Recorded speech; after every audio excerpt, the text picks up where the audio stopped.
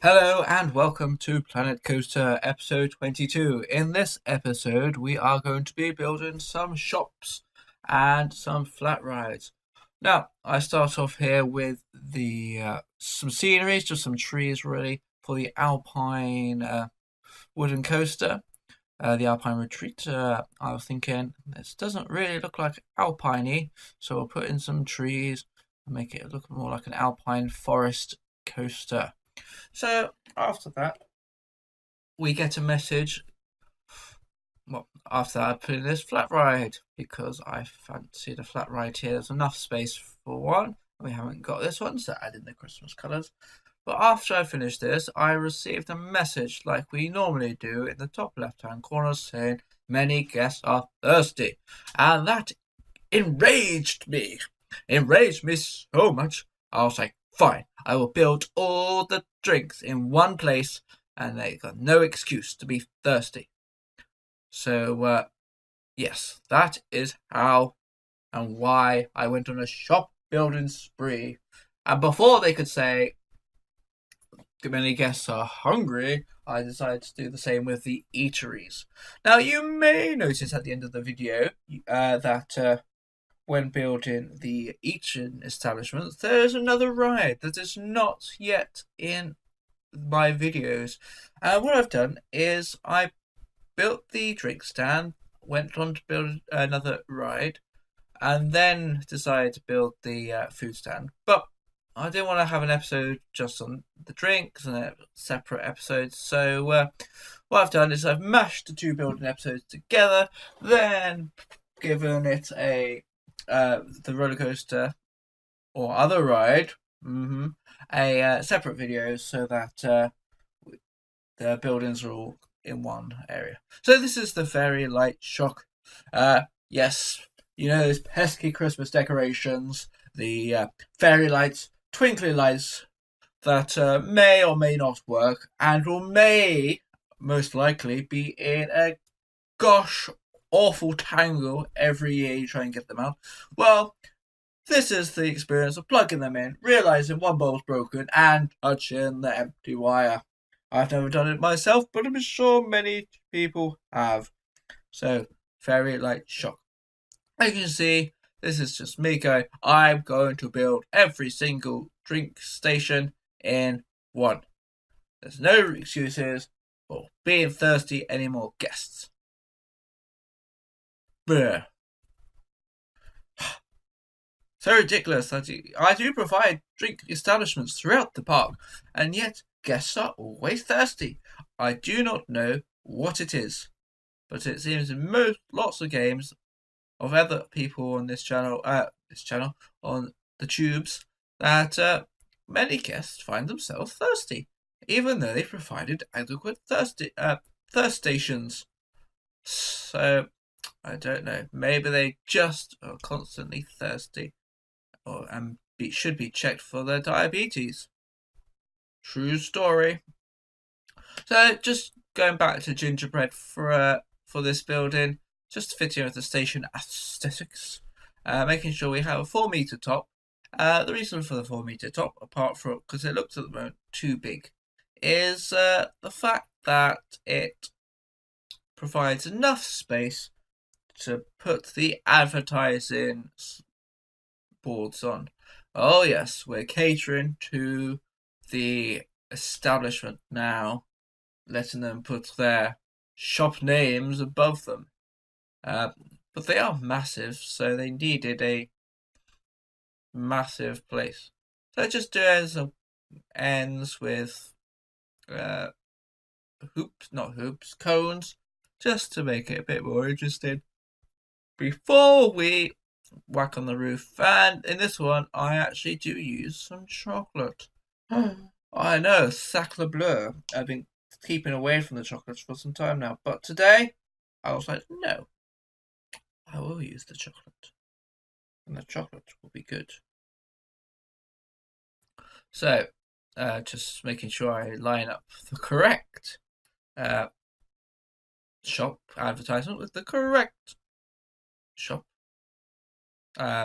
Realizing that Gulpy has a stranglehold on the market. They got the centre centres.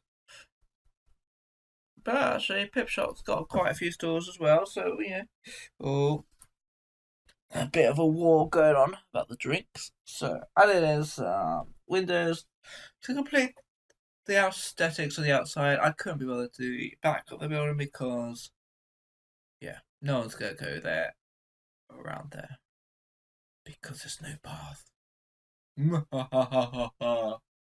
I know. Just forget. Right. So that is that. And then we just finish off with nice frosting on the roof, as you can see. And I actually put on some fingers. No, not human fingers. What, are you sick? No, some chocolate fingers. As I said, I bow down to the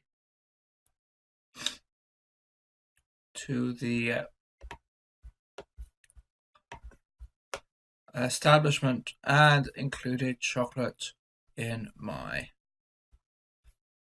building and lollipops too. Oh no, these are dark times, my friends. Dark times indeed. Right, and that is this build, the drink station complete. Just adding some bins and some benches before we quickly switch over to the next building. What a seamless transition there. As you can see, that is the one of the roller coasters in the background that I have built between the recording of the Thirst Station and the Starvation Station. So here I am, just making sure I have all the buildings, and thought I could fit it in there, but I didn't want to. I didn't want to clutter up that side of the path. We've got this side here. Not doing much. So we are on our way, just lining up, nice straight line. I couldn't be bothered with any complex